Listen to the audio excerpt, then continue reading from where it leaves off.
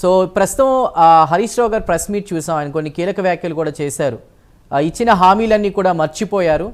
కాంగ్రెస్ ప్రభుత్వం ధోరణి ఏంటో ప్రజలకు అర్థమవుతుంది. సో ఏమైనా ఆధారాలు ఉంటే చూపించండి, అన్నీ కూడా ఆరోపణలే, కావాలంటే వీడియోలు కూడా బయట పెట్టండి, పసలేదు. మరోవైపు కేటీఆర్ కూడా ఇది లొట్టపీస్ కేసు అంటున్నారు.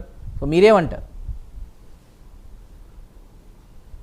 Very good evening to you as well as Taduri garu and all the viewers. So ఏదైతే మనం మాట్లాడుతున్నామో ఫోన్ ట్యాపింగ్ కేసు గురించి, ఫోన్ ట్యాపింగ్ ఏదైతే గత ప్రభుత్వం బీఆర్ఎస్ ప్రభుత్వం కల్వకుంట్ల చంద్రశేఖరరావు గారు ముఖ్యమంత్రిగా ఉన్నప్పుడు వారు ఏ రకంగా వారు అక్రమంగా ప్రజల యొక్క ఫోన్, నాట్ జస్ట్ పీపుల్ అండి, ఇక్కడ ఉన్నటువంటి రాజకీయ వ్యక్తుల యొక్క ఫోన్ అని పొలిటికల్ సర్వేలెన్స్ మాదిరిగా వారి ఫోన్ ట్యాపింగ్లు చేసి ఇండియన్ టెలిగ్రాఫిక్ యాక్ట్ దానిని భంగం కలిగిస్తూ, దాంతో పాటు రైట్ టు ప్రైవసీని కూడా వీరు భంగం కలిగిస్తూ ఇష్టం వచ్చినట్టు వారు హీరోయిన్లది, బిజినెస్ మెన్లది, పొలిటీషియన్స్ ది వీరు ప్రతి ఒక్కరు ఫోన్లు ట్యాప్ చేస్తూ వారు అనేక అక్రమాలకి పాల్పడ్డారు.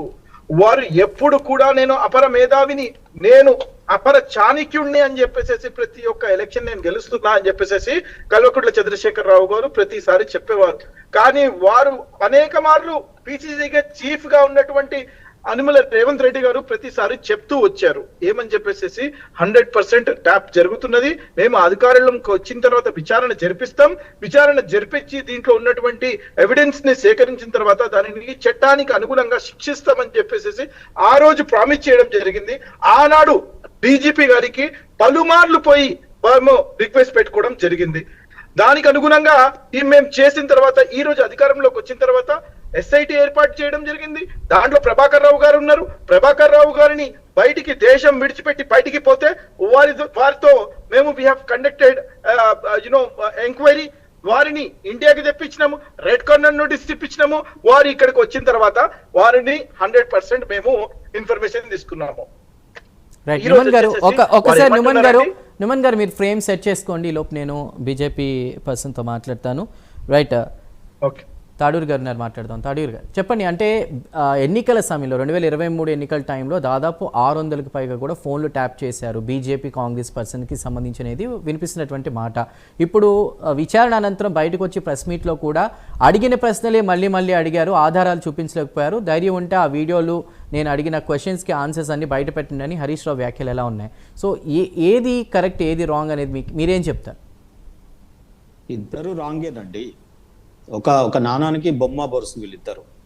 గతంలో వాళ్ళు ఫోన్ ట్యాపింగ్ చేయడంలో మునగాళ్ళు, ఇప్పుడు నోటీసులు ఇవ్వడంలో కేసును తాత్సారప్ చేసి ఎవరిని కూడా అరెస్ట్ చేయకపోవడం, ఒక సినిమా సీరియల్ లాగా ఇది మామూలుగా వస్తూ ఉంటాయి కదా నెట్ఫ్లిక్స్ లో సీరియల్ లాగా ఈ కేసులన్నిటినీ ఆయన చేస్తా ఉండడం. అంటే వీళ్ళిద్దరు కూడా ఒకటే డ్రామా, ఇద్దరు మీడియా అట్రాక్షన్ కోసం పాకులాడుతూ ఉన్నారు. కానీ ఇది మంచి పద్ధతి కాదు. ప్రజలైతే ఎదురు చూస్తా ఉన్నారు. వీళ్ళిద్దరు తోడు దొంగలు అయిపోయినారు. ఈ తెలంగాణని ఇద్దరు తెగబడి దోచుకుంటా ఉన్నారు. ఈ తెలంగాణని కాపాడుకోవాలి. థర్డ్ ఆల్టర్నేటివ్ మనకు ఎప్పుడు బీజేపీని గెలిపించుకుందామా ఈ రాష్ట్రంలో, అసలు నీతివంతమైన పాలన కోసం ఎదురు చూస్తా ఉన్నారు. సరే, ఈ రోజు నేను ఒకటే చెప్తా ఉన్నాను, సాక్ష్యాధారాలు లేవా? మూసీలో పడ్డటువంటి పరికరాలు ఉన్నాయి, డ్యామేజ్ చేసినాయి. పోలీస్ స్టేషన్లో ఉండాల్సినటువంటి పరికరాలు మూసీ నదిలో దొరికినాయి కదా, ఎవిడెన్స్ ఉన్నది కదా. తర్వాత ఉన్నటువంటి టెలిగ్రాఫిక్ యాక్ట్ ద్వారా కంపెనీలు ఇచ్చినాయి కదా, నెంబర్స్ కూడా వీళ్ళ సెల్ ఫోన్లలో వీళ్ళ డాటాలు తీస్తే తెలుస్తాయి కదా. ఆ తర్వాత మనకు ఈ రకంగా అన్ని ఎవిడెన్సెస్ ఉన్న తర్వాత కూడా కేసుల్ని తాత్సారం అంటే ఏమనంటే సీఎం గారు అంటారు వ్యక్తిగత కక్షలకు చేయం. ఇది వ్యక్తిగతం కాదండి. కాళేశ్వరంలో ప్రజాధనం దుర్వినియోగం అయింది.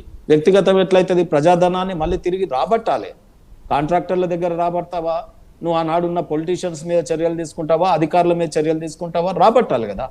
ఆ తర్వాత అధికారులని 100 కోట్లు ఒక్కొక్కరి దగ్గర రైడింగ్ చేస్తే దొరికినాయి ఎవిడెన్సెస్ కావా అధికారుల దగ్గర?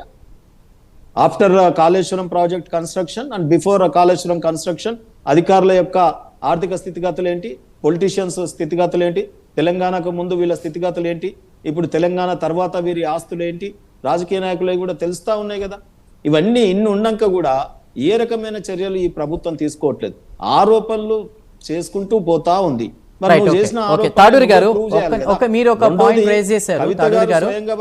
సభ్యురాలే చెప్పింది, తాడేరు గారు ఒక్క నిమిషం, శ్రీనివాస్ గారు ఒక్క నిమిషం, మీరు ఒక పాయింట్ రైజ్ చేశారు. మనకి విఆర్ఎస్ నుంచి ఉపేందర్ గారు, అడ్వకేట్, మాజీ బీసీ కమిషన్ మెంబర్ జాయిన్ అయ్యారు.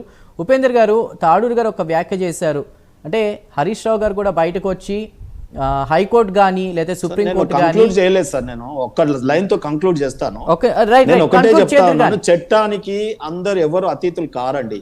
ఓ నోటీస్ ఇచ్చి పిలిచినప్పుడు మా సొంటలోకి నోటీసులు ఇస్తే పోతాం, కూసుంటాం, చెప్తాం కదా.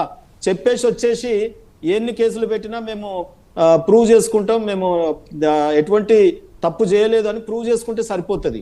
చట్టాలు పిలిచినప్పుడు గౌరవించి పొయ్యి వస్తే అయిపోతుంది కదా. సో దీనికి ఇంత రాద్ధాంతము, ఇంత ప్రెస్ మీట్లు, రాజకీయంగా ఇది లొట్టపీస్ కేసు, లొట్ట బొట్ట లట్టు, ఇది సిట్టు, ఈ రకంగా భాష రాజకీయ, ఆయన అట్లనే పాడాడు సీఎం, ప్రతిపక్ష నాయకులు ఇట్నే పాడారు, ఈ బాహుబొమ్మర్దులు ఇట్నే పాడారు. ఈ రాష్ట్రాన్ని మొత్తం వీళ్ళ భాషతో వెగటుబుట్టిస్తున్నారండి. రైట్, ఓకే శ్రీనివాస్ గారు ఒక్క నిమిషం.